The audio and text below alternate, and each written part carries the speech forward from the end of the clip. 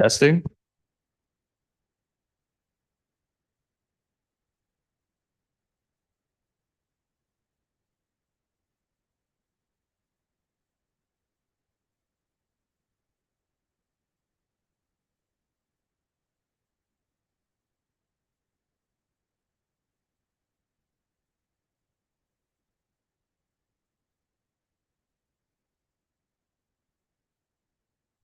Today is Wednesday, February 28th, and we'll call the meeting to order at 5:37 p.m. and we'll start with the Pledge of Allegiance.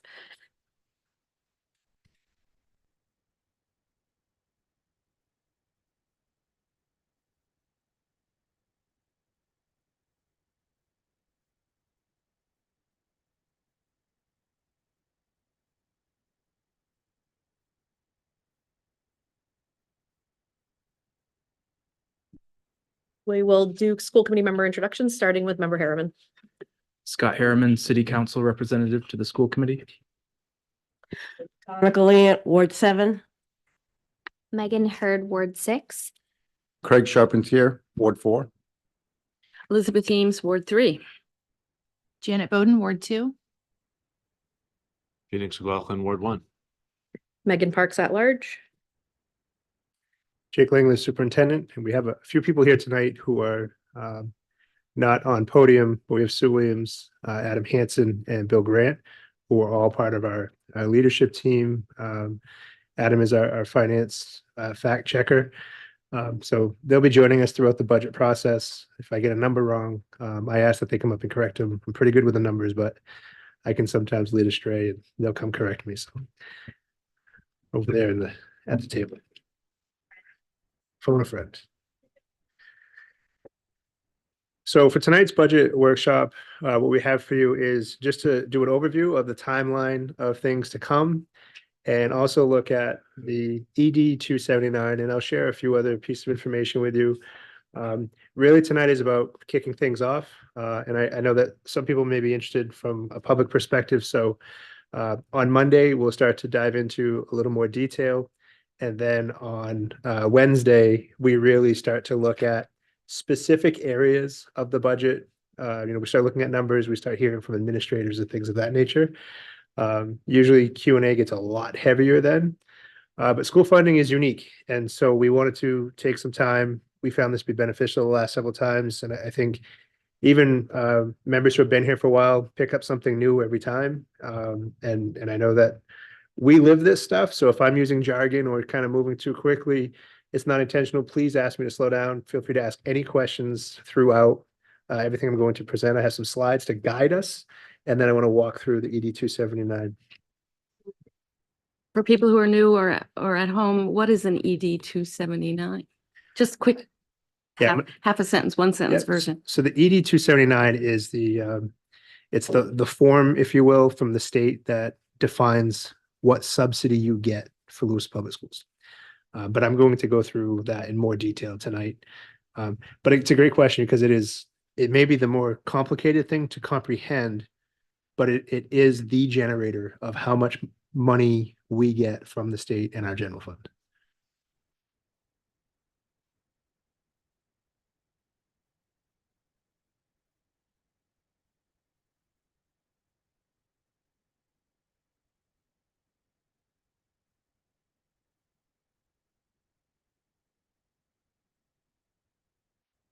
All right, so I'll walk through this slides. If you have any questions, please let me know.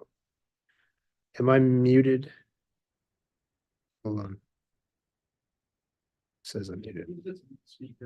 Okay, so we'll set. We learned this before that when I go to presentation to share my screen, it changes the audio settings. Sorry about that.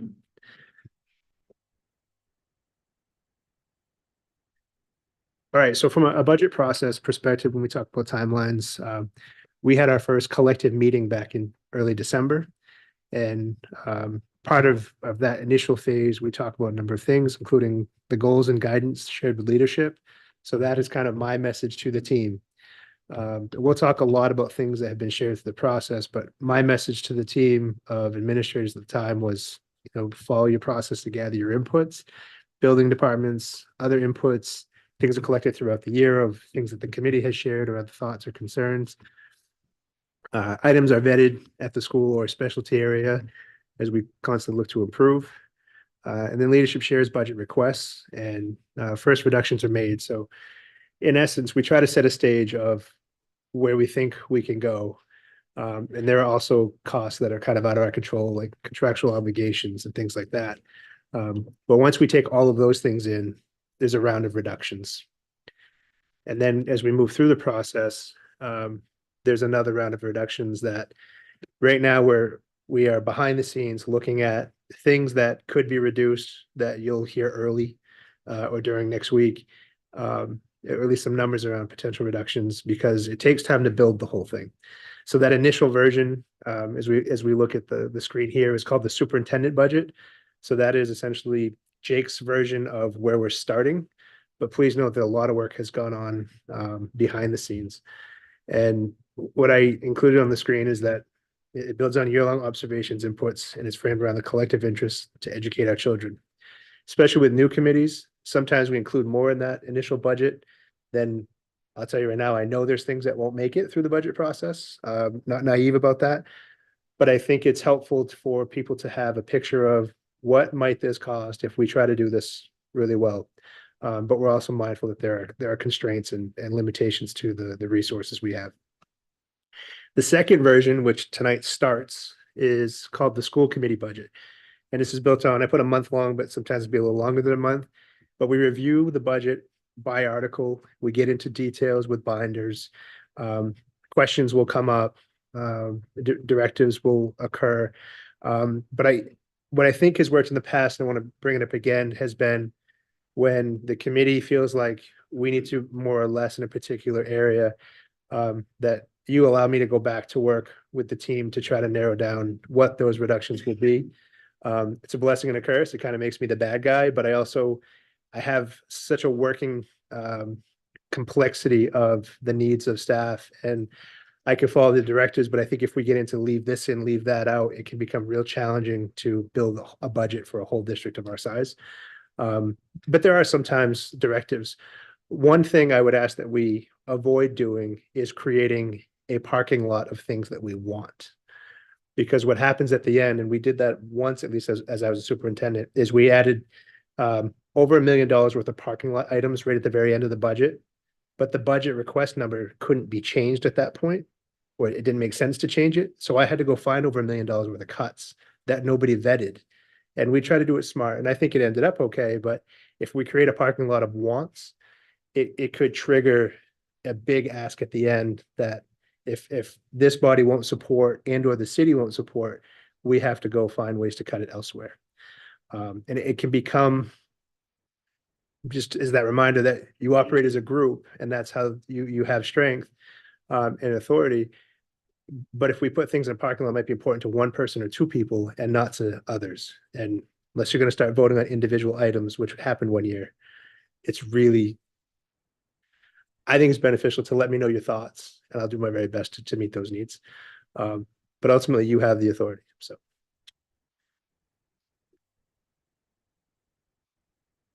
After we do work here and you get to a place where you feel like you can approve the budget that's been presented to you, and later in the month, later in March, we have a presentation to the city council, which is kind of a precursor to what they hopefully, just after that, a couple of weeks, will vote on what we call the city council level school budget.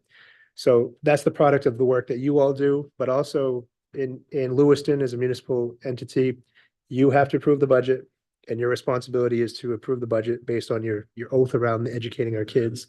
City council has to vet and approve the budget from a place of municipal responsibility and what they feel can happen. And then the last step I put in this last bullet is with the passing referendum, the budget becomes the LPS FY25 budget. So we really have a lot of work up front, then hopefully your approval, then hopefully city approval. And then my goal is always, I don't want to say always on the referendum, but very much on the referendum. The citizens of Lewiston have to vote to support the ultimate budget, and that impacts the tax base and the different components of that. So I'm always mindful that you could have a school committee that is okay with some things, a city council that's okay with some things, but ultimately people go to a voter box and make a decision. And I like to think of longevity. I don't want to get something approved that I think can be beneficial to our kids this year that creates a backlash in the future. So try to be mindful of threading that needle. And that can be harder to do than you think. What's that? I'm saying all 300 people that show up. I know. We are encouraging people to show up to vote for the budget. The next few slides are a copy of our mission and vision. I won't go through all that right now. We just did that in our retreat, but I'll refer to it throughout our budget process. So you know that the anchors for me, when we talk about building the budget, you know, and going with the oath of what it means to be a school committee member and being about the kids, it's tied back to the mission, vision, and strategic priorities. So again, I won't read them to you, but I included them here so you can have a sense of, you know, the strategic priorities around well-being, relationships, instruction, equity pathways. Themes and goals. We've done a lot of work with getting input from people to get to this point, and a lot of themes have emerged. And interestingly, we put these in front of people each of the last 3 years. That took a couple years to build, and people felt really good about these themes. But I've shared them with you at the retreat, I believe, really around the goals and trying to anchor them back. So improve instruction systematically. I think that's always going to be a goal of ours. And these are not prioritized, they're all important. Improve our special education structure to improve programming, grow pathways to graduation, maintain equity, social, emotional, and coping skills development efforts, school safety, and stability and communication. And then we get into essential programs and services. So the document known as the ED 279, which you have a copy of, this is a breakdown of the constructs of the general fund state subsidy. This is what I will refer to as part of our revenue. So I want you to think of your house, the money you make that comes into your bank account, that's your revenue. So when someone decides what you're going to make for pay and benefits, think of that as their formula. This is EPS is the state's version of that formula for what funds are we going to send to Lewiston so they can educate their children. And also just know that it's based on enrollment and categorical adjustments. So recently we talked about that, what I would consider to be a categorical adjustment for multilingual learners. So that was money that came because of enrollment differences. That's money that will continue. You'll see that in here. But that is all connected to the formulaic components of the ED 279. So what I'm going to do is go to a slideshow around that. It's a long slideshow. It's from the state of Maine. I'm not going to cover all the slides, but I do think there's some good talking points in there.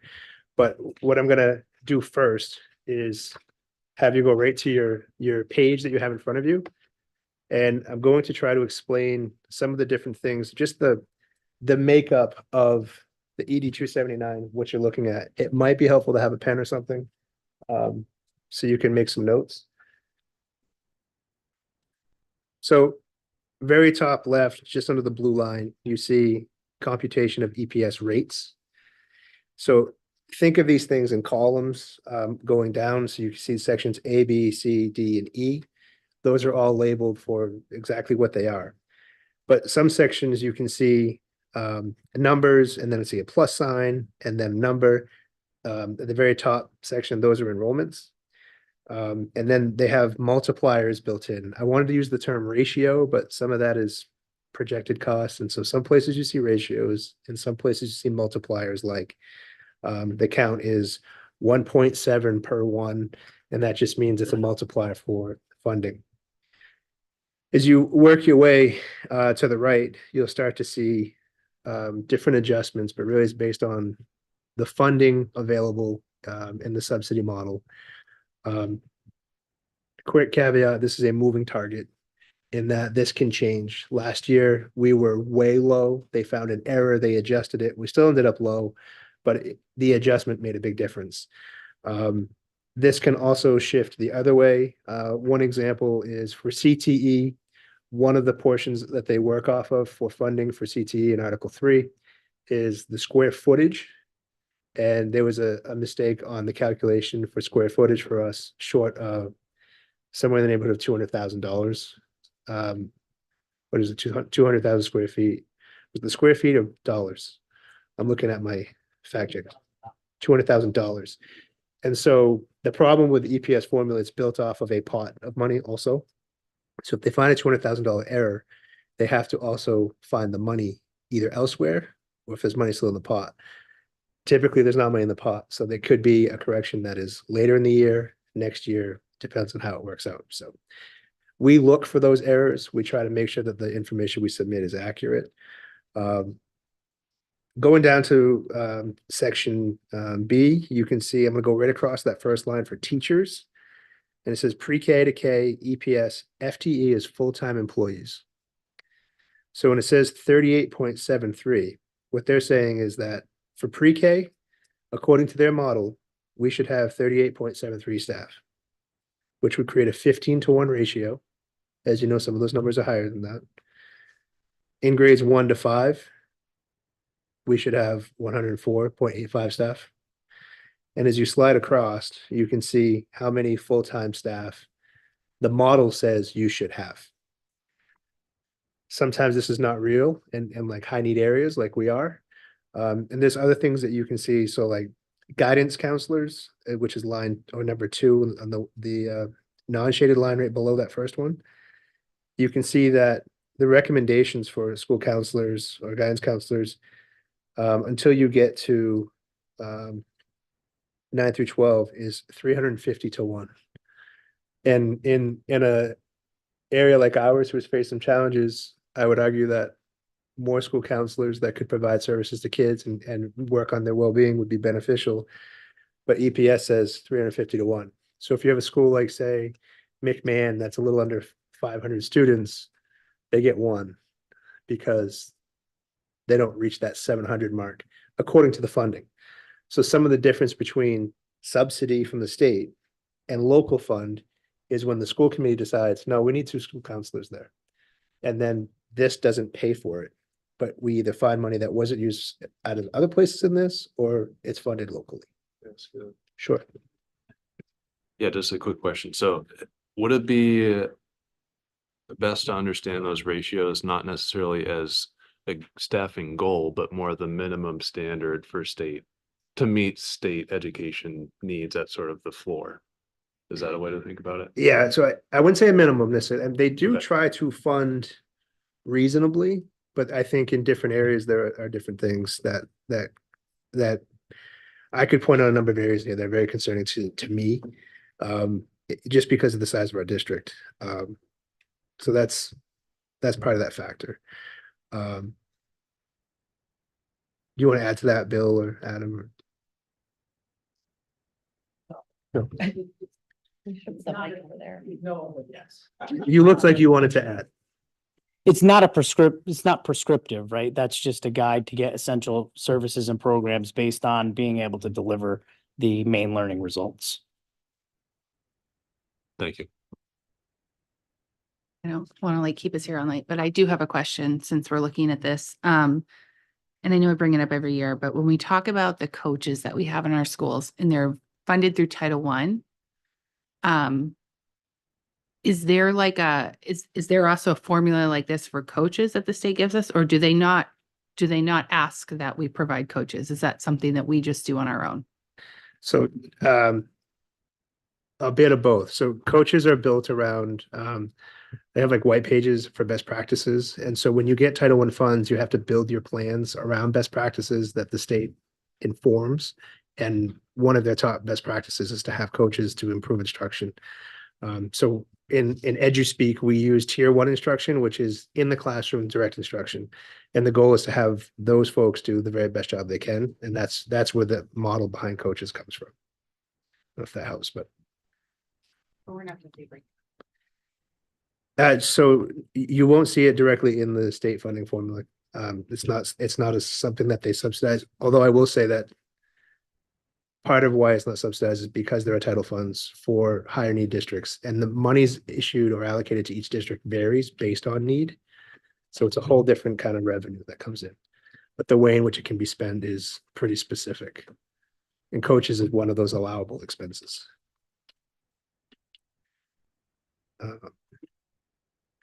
So part of Bill's point, I bring it up here, this second bullet, and I can share this with you if you'd like, or you can find it online. The EPS model provides a basis for adequacy and greater equity in the funding of pre-K through 12 education because it's cost-driven instead of expenditure-driven. So I don't know if that helps speak to the point that you're asking about it, but it's again around the cost. The other thing that you have great variation with around cost versus expenditure is the economics of the immediate area. So like a Brunswick pays people more, but their tax base is bigger, and we sometimes lose staff to Brunswick because of that pay scale. But that pay scale is not differentiated by state subsidy, it's differentiated by local contribution. So when people say well, you can make more money there, it's got nothing to do with the state subsidy formula. In fact, there are some districts that, because of their tax base, they're so wealthy, they're what they call minimum receivers. They will get little to no state subsidy funding because their community is so wealthy and the number of kids they have that they serve based on enrollments is so small. Some of your more wealthy, like beach communities, where you have very expensive oceanfront properties that people only visit once in a while, their kids may not go to school in that district. You can get into some of those minimum receiver type scenarios. We are not a minimum receiver. We actually receive quite a lot of subsidy from the state. I don't know if we are the highest receiver, but we are right up there. There's a handful of us that are right up there. Biddeford, Lewiston, Westbrook's creeping up because their population has grown. Bangor may be in there. But some of the bigger districts that also have poverty is where you see that crossover. Let's see here. I like this slide because of what EPS is not. It's not a prescription for how funds should be spent, which is an interesting factor. So we get our subsidy, but the way in which it's spent is based on the budget that you approve. So if we did want that other counselor, what I said it could be paid for out of subsidy is if there were savings elsewhere, or we were able to use a different fund line for that.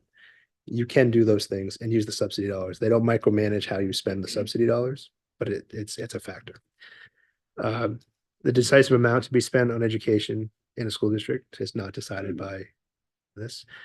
EPS is not how funds are budgeted and spent on public education. That's a local decision in Maine. Maine is a local control state. So I always ask you to vote on things because you are in charge of that. EPS is also not how much to budget and spend on public education. That's also a local decision.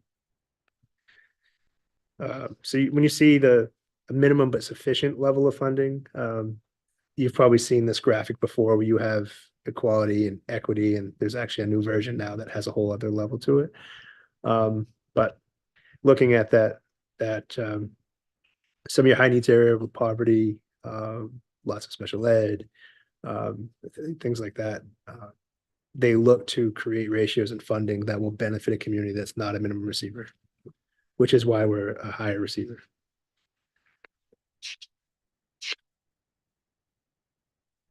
All right, going back to our paperwork here.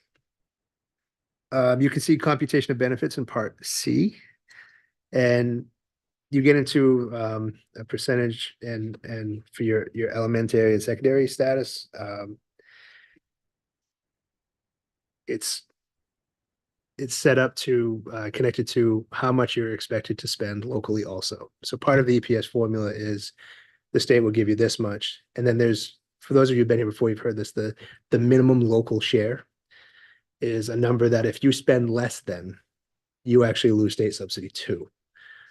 So we've been away from that threshold for a bit, but it has been a threshold that was around maybe like a decade ago, where if you didn't spend your EPS minimum local share raise, locally, you would actually lose like $3 because you lose 2 subsidy for every one you didn't raise locally. No, they just don't give it to you directly. And it's about what you raise locally. So it would be like if the state says we're going to give you this much in subsidy, but then city-wise, the referendum doesn't go or what have you, and you don't meet that minimum threshold, they start to deduct subsidy that matches the deduction of the threshold or the shortfall of the threshold. Part D, you get into other support per pupil costs. So I laugh at this one because of, again, the size of our school district, but you have substitute teachers, and it's built in. You can see the ratios. Funding for supplies and equipment, PD, instructional leadership support, co and extracurriculars, student, system admin support, and operations and maintenance.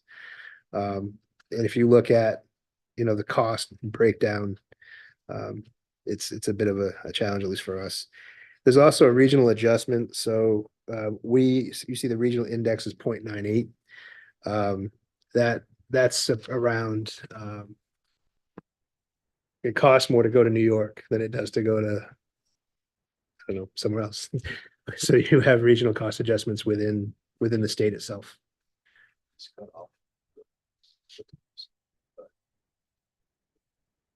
Oh, did I not get the totals when I hit print?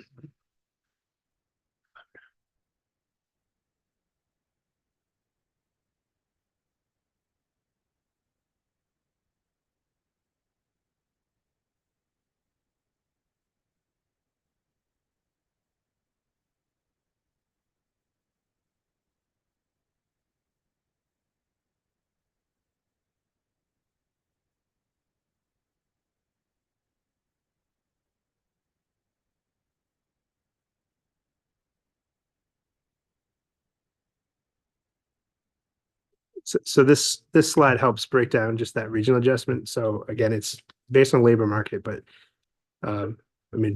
regional index is a factor using the 35 labor market areas to account for variations in income levels and the cost of living throughout the state.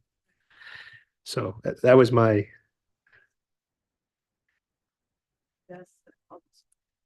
I don't actually know the scale. I don't know if anybody goes above 1 or if it's Adam's saying yes and Bill's saying yes. So I'm assuming that there is a above 1, but there are some that their adjustment would be less. Sorry. So in some parts of the state, it costs more to live. Some parts of the state, it costs less for basic living, and that's what that's based on? Right. Okay, and we're just And about labor one. market. So wages essentially. So if you can make more in certain population densities, that would be a factor in these as far as the scaling of it. So it's not cost of living, it's wages? It's all of those. So it's labor market areas, cost of living. So it's everything in the ED 279 is formulaic. Yeah. So is there anything that, and this actually made me think of it, we have quite a few students or families who don't own homes, but they rent in like apartment buildings, so they're technically not paying taxes. Like, is that something that ever factors into like? So a renter may not pay taxes directly, but they do. Right. I mean, through their rent. Right, but that's what The I'm, property's taxed. right, so like, like my home, my property taxes are more at my home than my apartment building. So yes, my tenants pay a portion of my property taxes, but it's not as much as like my personal home that I own. And so I just didn't know if anything like that ever it just made me think of that slide that you were saying based on like wages and market and cost of living and like all that stuff. I'm making a bit of an assumption here, but my assumption to that would be that flushes out when you start looking at the city valuation and how the state subsidizes by way of the number for city valuation. But Lewiston does have different tax map components. So places like more dense apartments, their tax levies are less than, say, certain parts of like the outskirts of our community, where tax levies are actually a greater rate. So it is a factor, though. You're right as far as property value and what your assessed rate is. There's a tax map on different zoning has different tax responsibilities. Then there's an overall. So there's ways to look at that. I think the rate is actually the same citywide, but maybe the valuations are different. And that also, not to get too far off topic, but it also costs more to provide services in more rural parts of town than in the denser center of town. So that may be part of the calculation there. Yeah, good. Thank you. So also in section 1, you have you can see again, this. I've taught people like different presentation strategies. I don't want to read to you, but I also don't want you to not hear some of the message. So I apologize for reading to you, but the 2-year average attending students by grade level used to determine necessary staffing levels. And it shows you in the different categories that we already talked through. So it's teachers, guidance, librarians, health ed, ed tech, library, staff, clerical positions, and school administration is all part of the funding formula, which again, you can see these listed out. Donna, did you have a question? Sorry, member Glant. Yes, could we get a copy of this? Email it to us and we can print it or make notes on it and stuff. That would be great. Yep, I can do that. Thank you.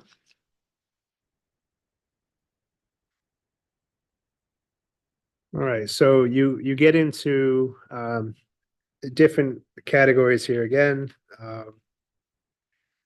4-year-olds have a component, so sometimes you hear us talk about pre-K.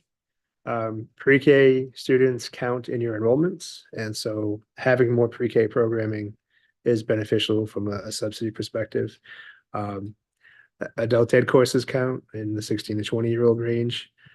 But adult ed functions uniquely as it's not part of the articles, but it is part of our overall budget. I'll explain that more when we get there. Again, weighted student counts, additional targeted funds,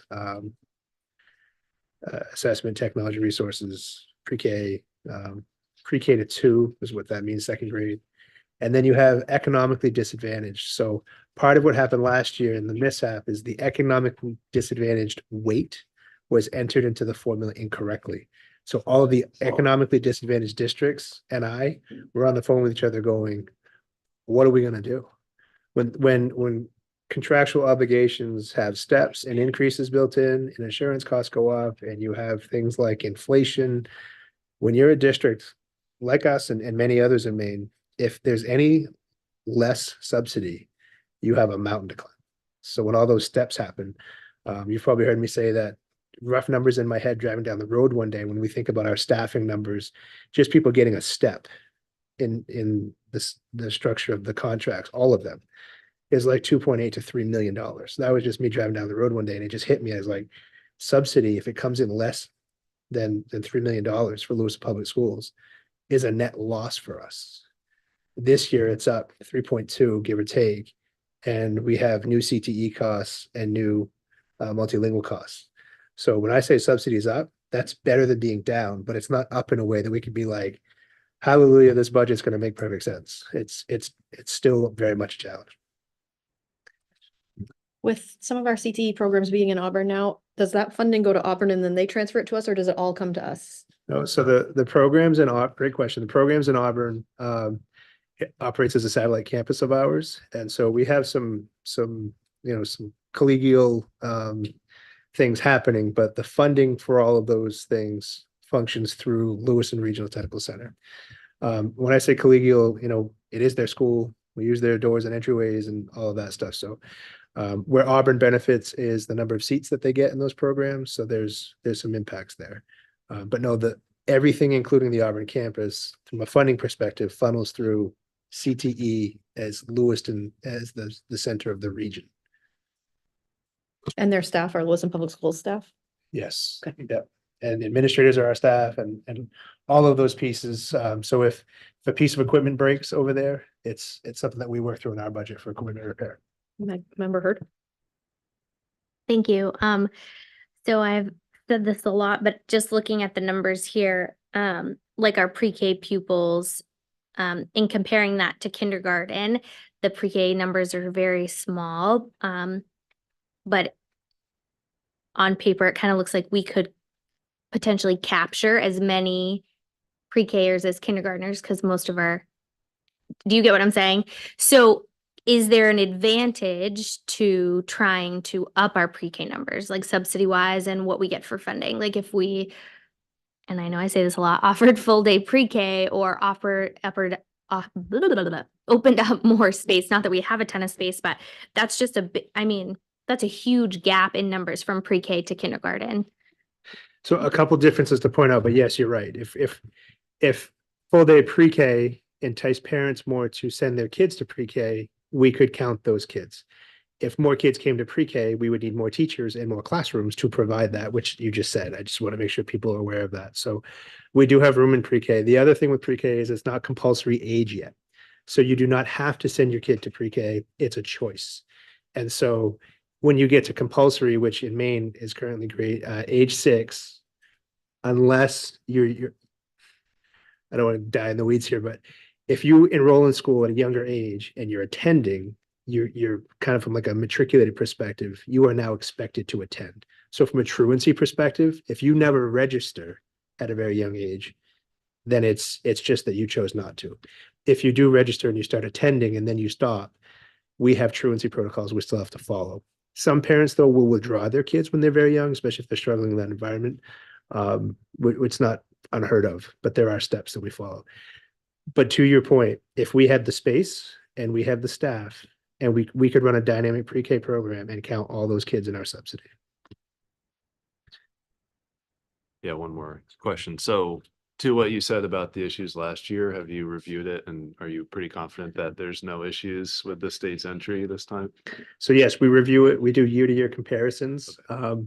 I'm a bit of a nerd. I actually took out 4 years worth. I don't remember all the numbers, but I laid them all on the table and I went one line, and quantified all the numbers.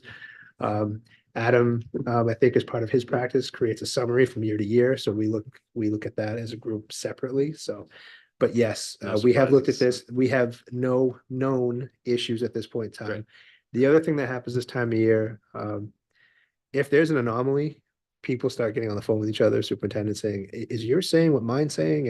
And it can create quite a big inquiry right away to the Department of Ed. Last year, I can't imagine the flurry of communication that happened. I mean, I made calls, sent emails, and I immediately started sharing it with everyone sitting here, but also reaching out to elected officials. Like, this is a problem. This is a huge, huge problem. And it took them, I think it was a week or two before they even figured out what was wrong with the calculation. Part of that delay might have been them trying to figure out how they were going to pay for the mishap because they still had to find the extra funds to pay for it. But I'm glad I wasn't the person that did the sheet that day. For sure. So in this slide, you can see other subsidized. So I am on page, sorry, it's on the bottom right, cut off, page 3. At the top here, you can see other subsidized costs. It kind of matches up with this slide where you have gifted and talented programming. We don't just provide that. We were mandated to provide it in law, but also it's subsidized. The special education, the multi-component calculations. So you get into some numbers there that are really important around the adjustments for our community because of the number of students we have that are identified as special education. Transportation operating bus purchases, which doesn't apply to us. And some of the transportation operating doesn't apply to us because it's a contracted service for us. We don't have our own like garage and maintenance folks that do that work. So that would be part of that subsidy mixed in. And if you look at the next section, you get into debt service. Debt service is something I might talk about, not a lot this year, but more than some years, because we've had some debt come off our books, which is actually going to look like a cost increase. But this is us paying for things that were approved in referendum, like the high school wing. So an interesting thing in school budgeting, whether you're talking about LCIP or new construction projects, some things are state funded. So the state sends us money as part of our revenue to help pay the mortgage. Sometimes there's things in the mortgage that are not supported by state subsidies. So for example, Connors has a different stage set up and an auxiliary gym in the back and a different air conditioning piece. They fought over the air conditioning piece. I think they ended up going with some kind of air quality explanation. So they allowed it, but they would not allow, I think it was like a bigger stage and sound or something to that effect. That was picked up locally. It was put in the budget back then, but it was a multi-year item that Full-size gym versus a. maybe it was the gym or full-size gym. something like that, There were pieces that the state would not pay for. That gets picked up locally. So, but it's still debt service. So it's paying the mortgage on different things. Part of that unique thing, at least from a school department perspective, is when we ask for things, if they get approved and we take on those projects through bonding, we're borrowing the money that gains interest. So it's like having kind of like a savings account to do the work. But the inverse is the bill to pay for that bonding is also part of our school committee budget. So I sometimes find it interesting when people balk at LCIP requests because ultimately this body will have to approve, the city council will have to approve, and the voters will have to approve paying that mortgage bill. And so it's an interesting dynamic, but this year you'll see some things going up because some things that are coming off the books are state subsidized. You'll see that in the revenue. I'll explain it when we get to that place. But in this list, you can see in part C here, Connors Elementary School, you see it twice. Geiger, you see it twice. And Adam, do you know why those are in there twice? The addition of Barwell add-on. Yeah. Going in the fall and in the spring. Oh, okay. It breaks out a fall and a spring payment. Okay. So those are the money that actually comes into us and we in turn pay the bill fall and spring. Mhm. So the interest on the first two lines is just under $1 million. We're paying $1 million in interest on Connors a year. Yep. Wow.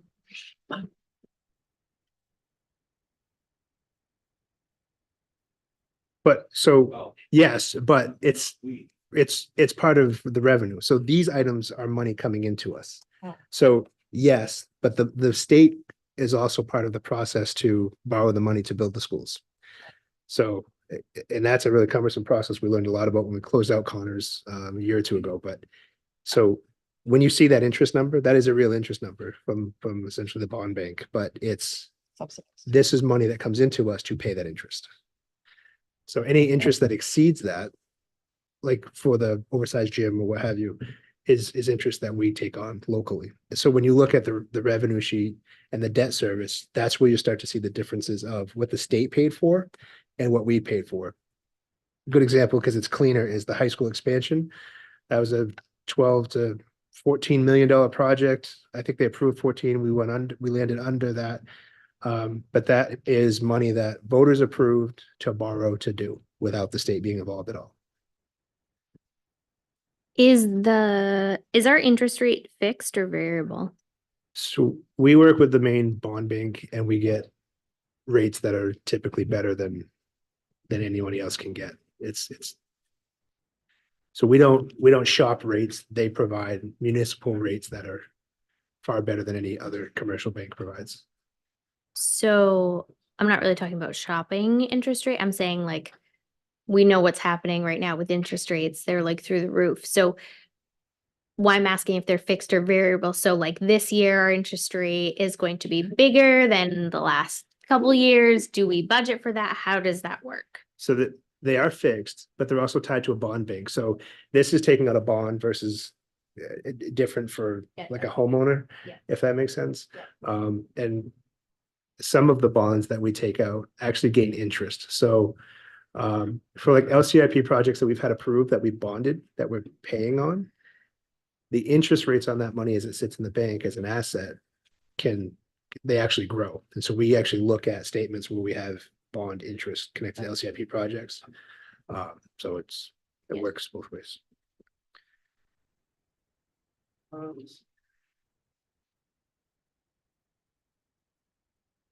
There's what they call here, it says insured value factor for private school tuition. That's a complicated thing. So we talk about special purpose private school tuition. There's a kind of a false factor where if certain things lead to, they use like a double and a triple cost estimate. It would take more than tonight, I think, to explain it, but if you reach certain exceeding factors, there can be more subsidy that kicks in if there is money available. And so some years it's there, some years it's not, but they do like a correction on that. So it's work that we do with that. Where am I at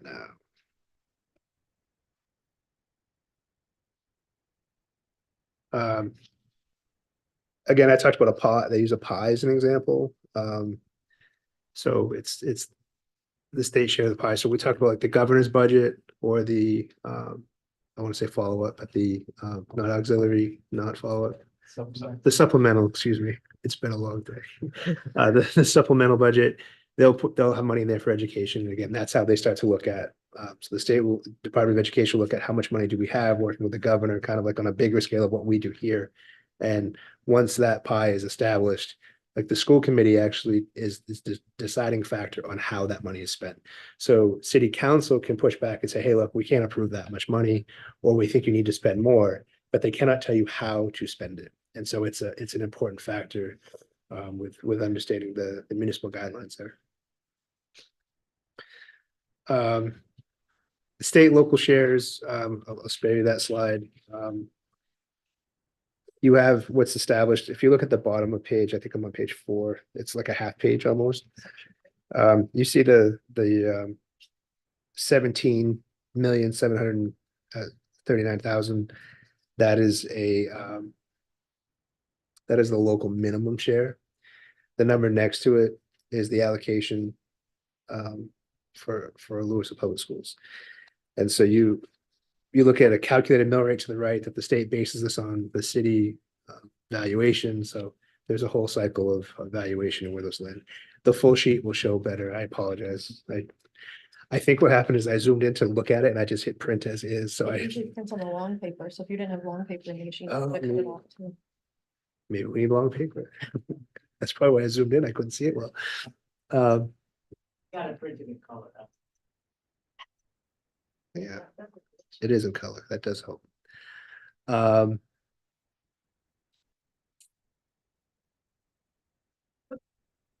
So- Colored printing line item in the budget. Oh, yes. Yeah. Well, I don't have any long paper in the budget, so. So you get into this next at least slide, and I'll send these to you if you want to dissect them a little more closely, but it's going to get into things that are more specific. You know, when you talk about minimum local share, minimum state allocation, all those pieces, those are all adjustments that get created, and there's a formula behind each one. Minimum receivers have different criteria because of their financial ability. One of the ones that we'll talk more about is the very bottom one on this. It's called the main care seat adjustment.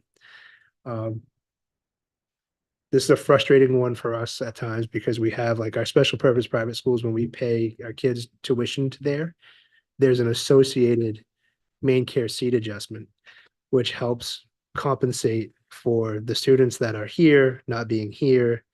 And that number this year, Adam, we're projecting to be, was it around 2 million that we send elsewhere as part of the main care seat as part of our budget, which is for me, it's a frustrating thing when we see tuition rates going up. And that's just part of our cost, and it's not always a given. It can fluctuate. Since we're on the topic of main care, I know in the past we had some issues with like getting enough billing out for main care to help with this. Are we in a better spot with that? I feel like we hired somebody to just specifically do that, right? Or Yep. So is that changing? main care billing and main care seat, I want to separate the two. Okay. But main care billing is the services we were already providing. We weren't collecting the components of the services in the level of detail that was needed and submitting it for reimbursement. So we are now doing that. I don't know what the current number is, but I know that number's gotten better and better and better. I think last year we budgeted that it would be around 400,000. And so that services that we provide here that collectively we can bill for because our kids are higher need. We'll have that number for you when we get through or into the budget process. Or if I forget, just remind me, we can get it. I just wanted to make sure we're in a better position than we were a couple of years ago with that. And We we're are. pulling in more. We are, and remember, I think it's 3 years ago, it was zero. Like we weren't billing for any of those items. But what the committee at the time did, and a lot of people are here to help support that, was we funded a position whose their job is to do nothing but make sure the paperwork's filled out right, gather it and send it. And again, that's approaching $500,000 that returns to the district now that we used to get none of.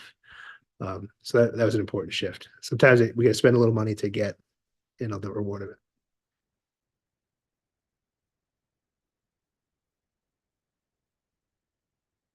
I'm not gonna spend time on minimum receiver status. Some of these names have shifted, but there's contacts up at the state if you have an interest in hearing some of the things that they want to share. But that's the end of that particular slideshow. Go back to this one. The last 2 pages here have some of the adjustments that were mentioned on other slides. And then you have some totals at the bottom that are kind of reiterated from the page before. The very last page, it tells you essentially the scheduled disbursements of the subsidy. So every month we get that subsidy amount. You can see the money there for debt service. And you can see that spread out because again, that's twice a year with a few months between. Another thing of note is with subsidy, worst case scenarios, and we actually talked about this, I don't know if it was last year or 2 years ago, is curtailment. And curtailment for us means a reduction in subsidy, essentially. So even though you have a budget, you could have an operating budget, you could have fixed costs. But in downturn, really bad years, you could see a curtailment in funding and you could lose subsidy in the midst of a year. That's rare. It's only happened a couple of times to my knowledge, but I don't feel like it's something on our doorstep currently, but it's something that I always keep in mind.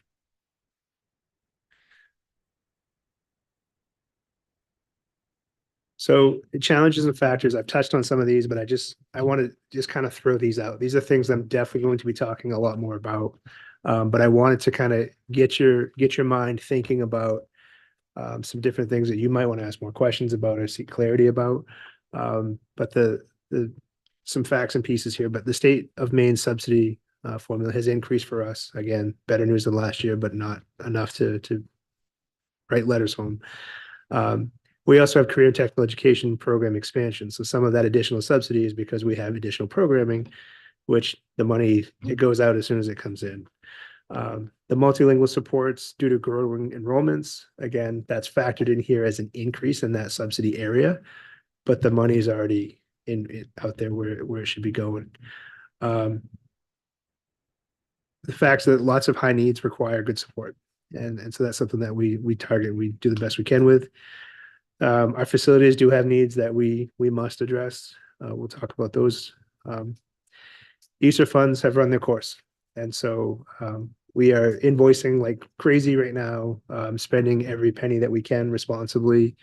But those funds have run out. So positions tied to ESSER funds, we'll be talking a little bit about a handful of them that buildings, principals and their teams really want. I don't know if we're going to be able to do that.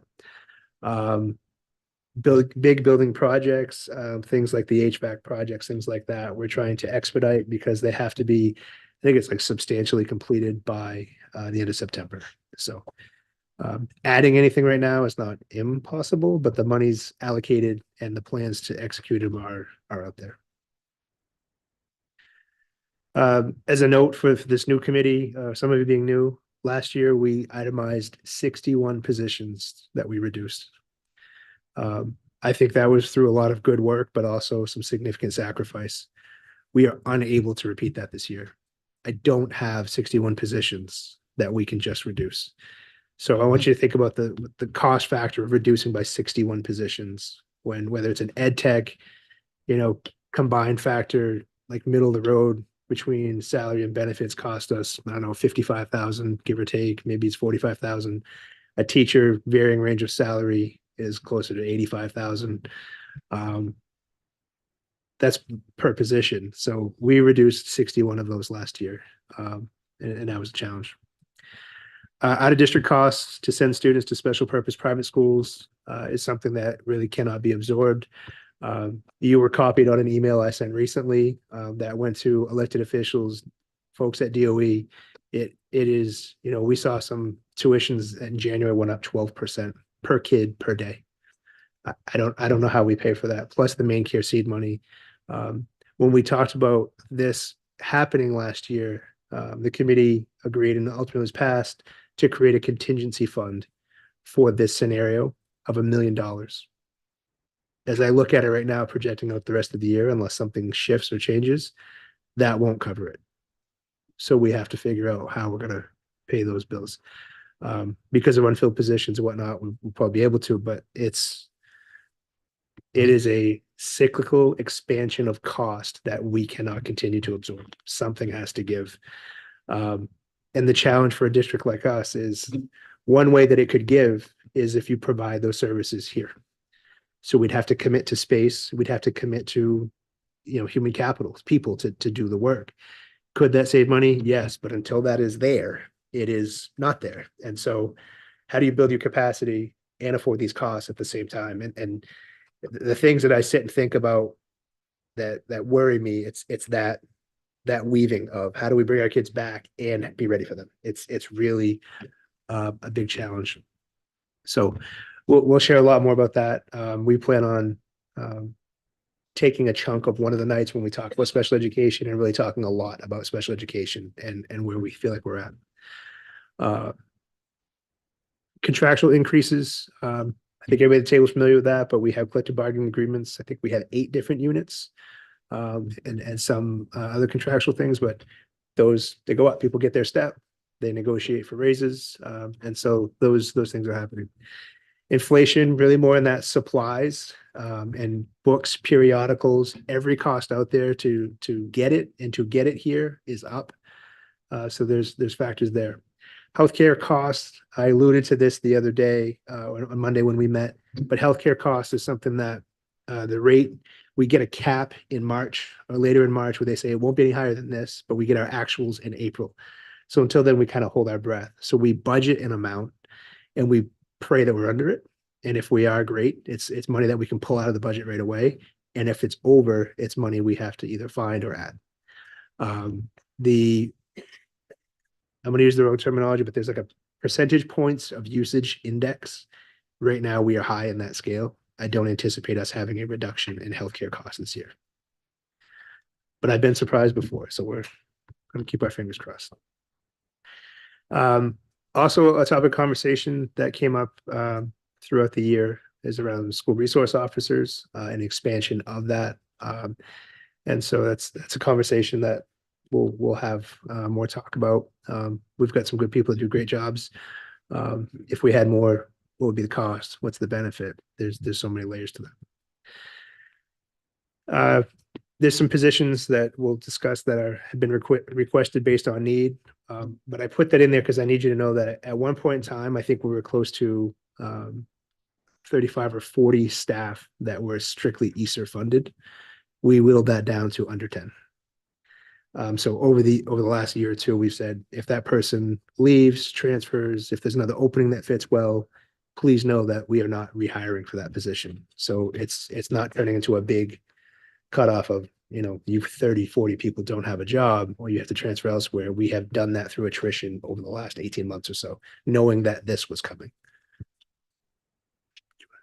I've heard the word Easter a couple times. I don't know what that is. Sorry about that. That's my bad. ESER is connected to the American Rescue Plans that came out. So there were different variations going back to when COVID first began. So there were some pretty big dollars that were issued. We ended up with over $40 million through the COVID plans. I refer to them as ESER just to have one acronym, but there was CRF, ARP, ESER 1, ESER 2, but I call them ESER, but essentially it was federal rescue dollars connected to COVID. Some of those funds have sunset each of the last 3 years. This year is kind of the big sunset because there is no more funding, but also there's a time crunch in that we don't anticipate any kind of extensions, and if projects are not done or substantially finished by then, they'll pay for what's done and then you're on the hook. So we're trying to make sure I think it's responsible to spend as much of the money that we've gotten as we can, specifically on, supporting students and facilities. Facilities improvements had a lot of constraints around them. A lot of it was mechanical or HVAC systems. So we deflected some costs in LCIP at the middle school and added to that original project to improve the middle school ventilation. The controls and ventilation system at the high school is in progress. We've done projects in a number of schools, but it's been I looked at it as an opportunity to say that equipment could fail at any time, which we know through our assessments, if we have the funds that we may never have again, to do what we can to support the equipment and having it installed, we should do that. Does it help with COVID? Sure, because it helps with more air volume and better air volume, but it was those kinds of things that had to qualify. You couldn't just, you couldn't redo the roof.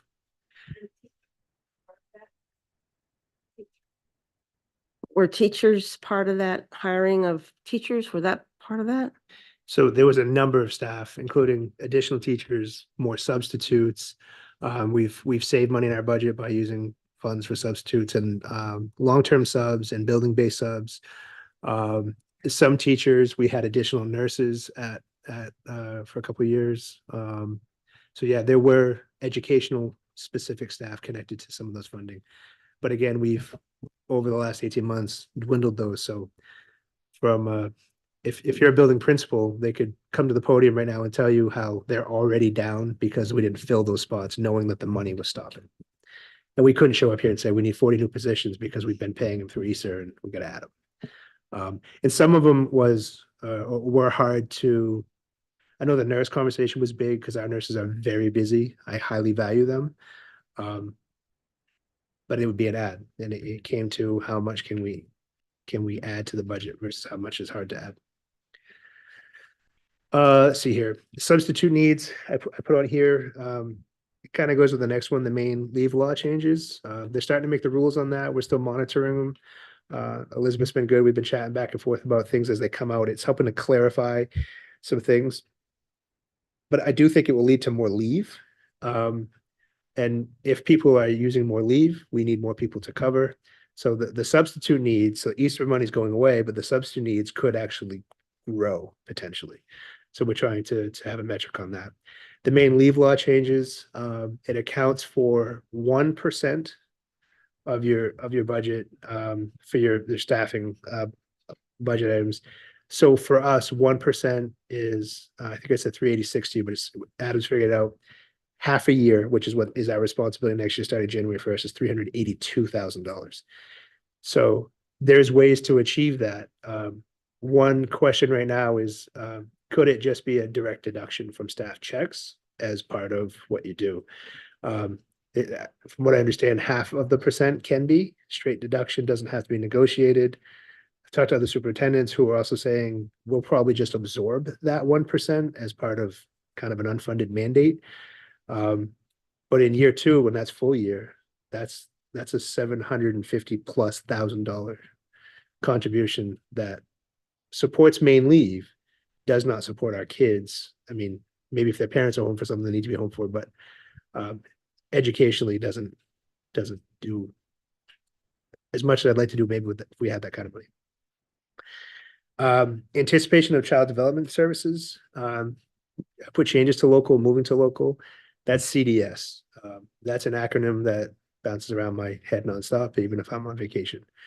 CDS is a massive function. So you get into that 4 and 5-year-old pocket of kids, some 3-year-old, and how you support kids that have high needs. So CDS was developed. It's a state of Maine function. They worked to help coordinate and fund services for the very young. Students who are not even in public schools yet. Some are, but most are not. Most may not be the right word, but there are care providers that help support these students who need occupational therapy, physical therapy, speech and language therapy, just help with learning because of whatever deficits they may have. So the state of Maine right now is in conversation, and they have pitched a plan to put that responsibility on local school districts. So as a high need area, we're going to have a whole new pocket of kids. Some estimates for next year alone are 80 to 120 kids, CDS. So these are high need kids that have lots of services. We don't know how we're going to provide those services. We actually struggled this year with the state was unable to provide some services because they couldn't find OT, PT, speech pathologists to do the work. So shifting it to locals, like you can shift the funding here, but we don't have the people that you don't have. So the CDS is going to be a big conversation. They're looking at a 3-year phase in. not sure what that's gonna look like yet. But at some point in time, school districts will be responsible for students younger than ever before, with higher needs than ever before. And while the pledge and the plan is that there'll be funding, I don't know where we're gonna get the staff. We don't have space either. And from what I could read, and I shared it with you, they've set aside $10 million for the whole state for funding this. And that wouldn't even help. That wouldn't be, I don't know. It doesn't sound like it's enough. If you have, let's say we have 100 kids in Lewiston connected to this specifically, and they need speech and language and pick OT instead of don't add PT or other services, just those two, is going to be a massive cost.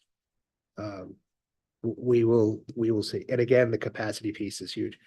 What we would likely end up doing here is contracting services out to folks like Pine Tree that do a good job now, who have some of those folks. But even those folks who have a great reputation for doing a good job, they're hiring or trying to hire to provide the services that for the kids that they've taken on. So it'll be a challenge. But from a labor perspective, you can give me all the money in the world. If I can't hire people, some of the things that we're looking at with other areas of like special education, we know we have these layers of needs, and part of my responsibility is to bring to you things that this is what we think we need, so you know.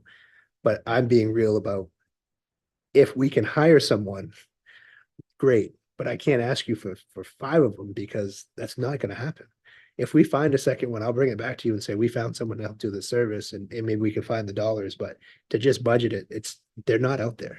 The folks don't exist with the credentials needed.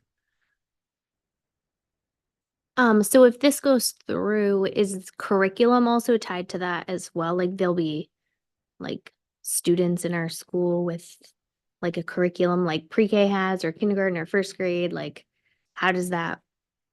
What? It's heavier with services for developmental challenges. So I don't want to say no to curriculum, but it's not like pre-K where you go to school and you try to learn specific targets and strategies. These are kids that have been identified with very specific needs, and there's learning, and curriculum will probably help with specific kids in specific settings, but it's really about those specific interventions around OT, PT, speech. I'm sure I'm missing some of the things that many specialists can provide, but it's really about those developmental services for very high need kids. Do we work with other agencies like Sandcastle and places like that that do have speech pathology and learning information? So yeah, for a little bit, one of our big concerns right now for next year is Sandcastle currently provides a number of services to our students. We contract with them, and Mr. Lannis is retiring, I believe, and we anticipate that the services through Sandcastle would likely be absorbed by either another entity or not available to us at all, because I don't think Sandcastle is continuing in the constructs that it's currently set up as. That's a big loss for us. They've been a very good partner.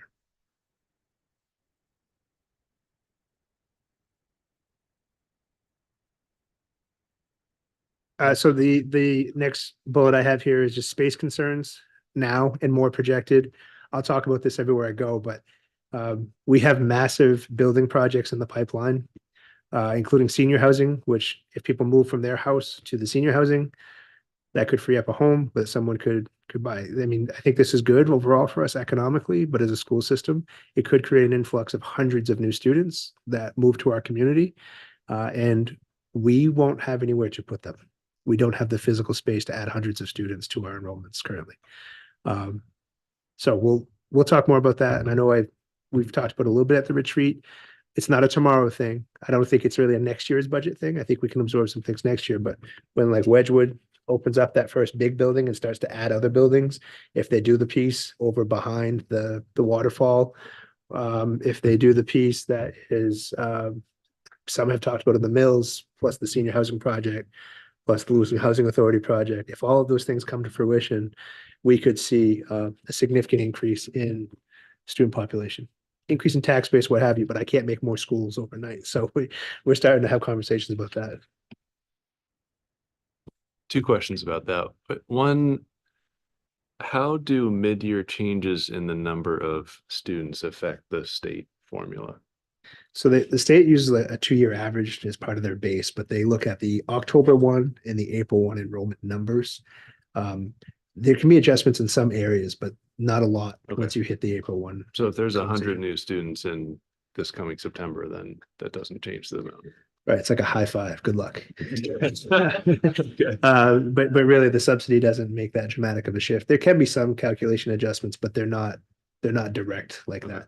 This year's was rare in that we had a lot of multilingual students come, so the additional state subsidy was really around supporting those additional multilingual students. And the second question, maybe this is more just a comment for future discussion, but you mentioned a lot of those new housing developments, and from what I understand, a lot of those, some of those maybe are covered by TIF agreements, which means the value is sheltered and that redirected revenue can't be used for schools. So I'm curious how that might affect the funding. I don't know if we need to get so in the weeds on that now, but I'm No, curious about learning more about that. I think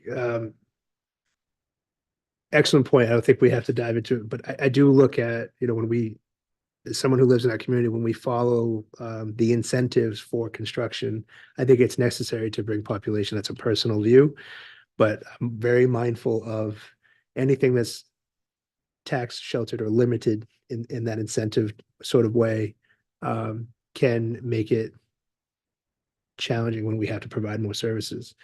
The hope is that our enrollments jump so that we can enjoy the benefits of subsidy. But we're about to be the largest school district in Maine. So it's yeah, tax base is helpful. Along the same lines as space, are we going to have a bubble of, so do we currently have more elementary students than, I mean, knowing that the elementary covers more grades, is there going to be a bubble of students moving through that will eventually be larger than the current number of middle school students and then the current number of high school students that we're going to have to plan for? So we keep a pulse on that. There's no big unabsorbable bubbles currently.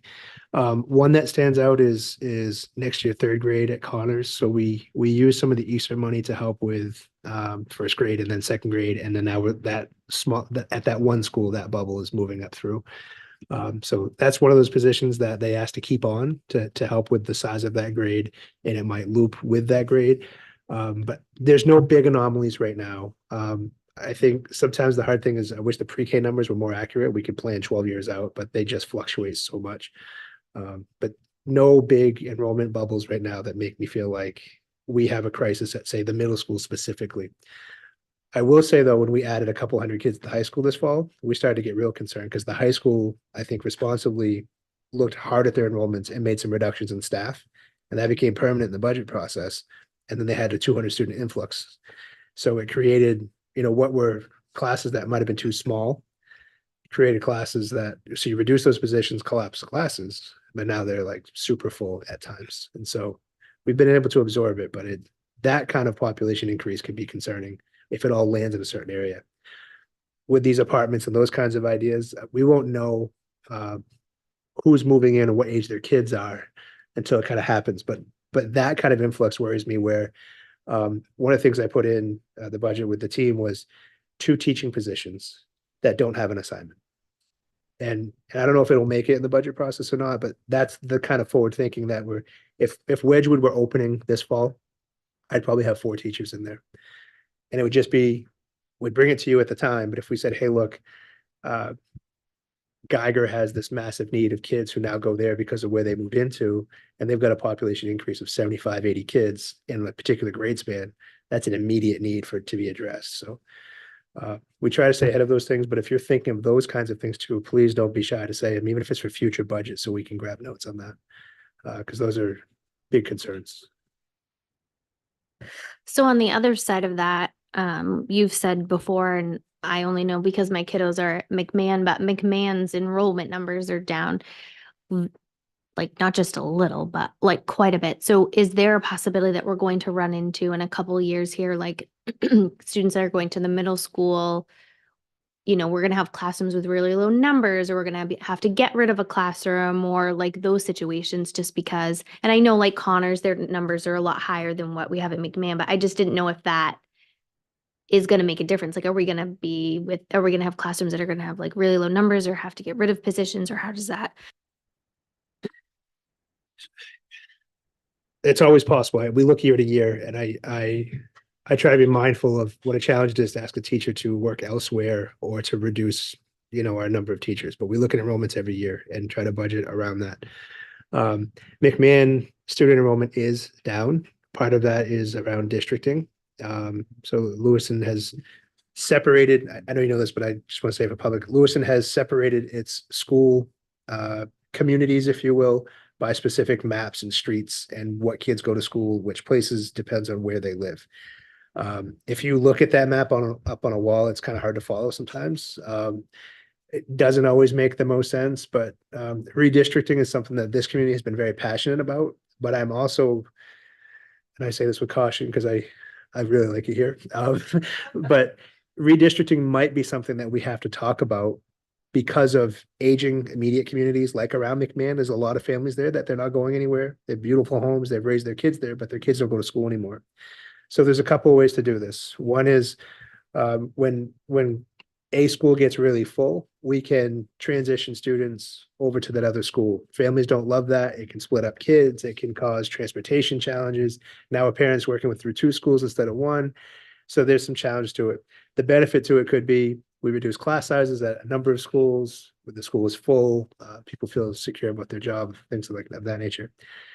Another way to do that is to shift the way we kind of do school. So we can look at grade levels at different schools and maybe consider what are those population densities, what are the districting challenges that we have, and figuring out how to make sure we have enough room at each school to serve kids of different grades potentially. That's a big concept piece that I think would require a lot of discussion and buy-in. I said two ways, but really there's a third way, and that is to redistrict. And as we look at these big buildings that are coming in, we may have to redistrict because it could, from buildings not open yet to buildings full, create a massive influx of students that they don't fit at, say, Montello, and that's where that building lands. So it may force some redistricting or transportation choices that will keep you in the loop. But overall, size-wise, we are full as a district, even though McMahon numbers are a bit down because of how full other schools are.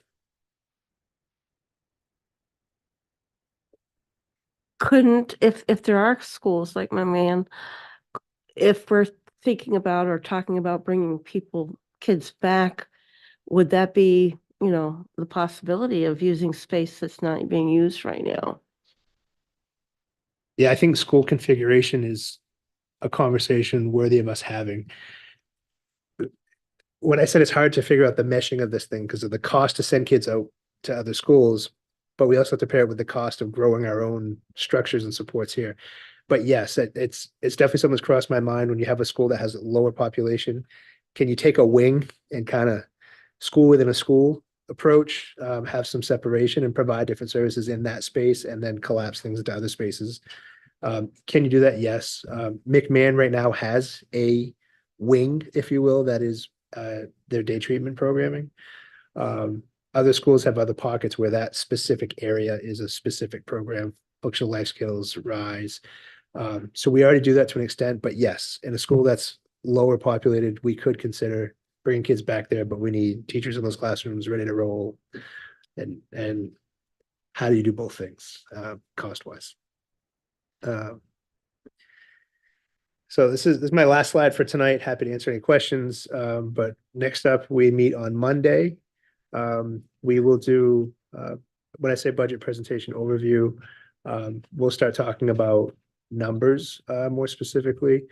I put timeline and history, but really, this is our timeline.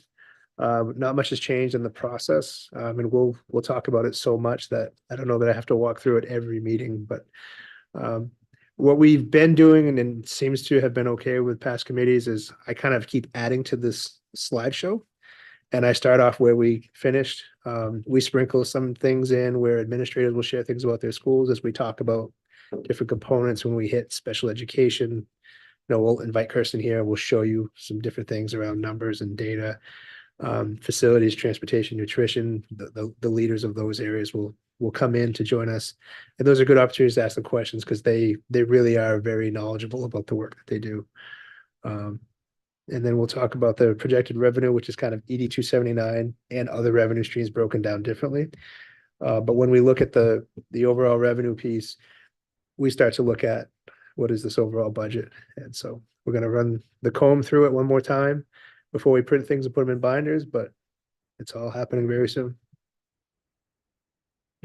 I don't know if I have a request for when our admins come and do their presentations for their different schools. I love to see all the bright points and the amazing things that they're doing, but I also like to see the things that they need and mostly the things they need and the things that they want or things that they need help with or things that need to be worked on. And so I would just request that from our building admins when they come and present to us, because I feel like that's also a big part too. Like if we're going to be asking local taxpayers for this money, like they need to know, you know, what it's going for, and that it's for a legit reason. Yeah. I can ask them to sprinkle that in when they come. I think they're very ready to talk about their needs because they've already been vetting their asks. Some that made the budget and some that may not in the long run. So I remember last year at budget time, you were very forward with us before it even began that there was going to be like some major cuts, and that had to happen last year. Can you give us an overall sense of where you're at this year? I'm just curious, like what should we be prepared for? We have a lot of work to do. We've already started with some ideas around a lot of work to do. And I'm not trying to be like a trailer for a movie or, some kind of tease comment to get you confused about what's next. But we really want to make sure that the numbers that we have currently that are going to be in the binder are accurate. And that's something that it takes time to make sure we finish that up. But also we have work to do.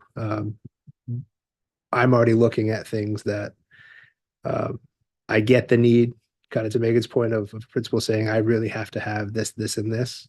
I get that. But I also think that part of my responsibility is to bring things to you that while maybe they may be uncomfortable and it might be a heavy lift is what I think in the grand scheme of all the constructs of here and voters and city council that we will have to reduce a number of things. I think it's going to be similar to last year, where we have to make some serious tough choices. Again, I try to help be the bad guy on that because there's so many wants and so many needs. But we also have to be fiscally mindful of what we're asking our homeowners to pay. And we have a lot of work to do. I don't have specific numbers tonight, but we definitely have our work cut out. And please be mindful, I'm not going to leave a bombshell on your lap next week and say I'll be back later with more. We're already working on coming with what are some potential things that we have to take a hard look at. So you'll get a bombshell number, but you'll also get some other things. And please be mindful that I think people brought conservative things for what they feel their kids need and their schools need. We reduced some of that already.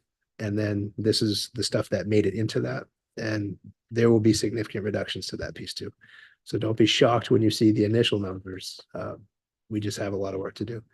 And it's going to be hard. It's going to be really, really hard because you'll be looking up at what we're trying to provide for our kids and interests that you have and ways that you think we can save and ways that you think we need to spend, and go team. Just a quick addition actually to what member Hurd mentioned. I'd also be curious if there are any examples or things that administrators can mention of things that they tried and didn't work and don't want to do anymore, staff initiatives, positions, anything. So I'm always curious to see, how they might be going about that type of thing of evaluating what is working and not, and what's worth continuing and not. So if there's nothing further now, Madam Chair, I am all set for the workshop. Is there a motion to adjourn? Moved by member Hurd, seconded by member Eames. All in favor? It's unanimous and the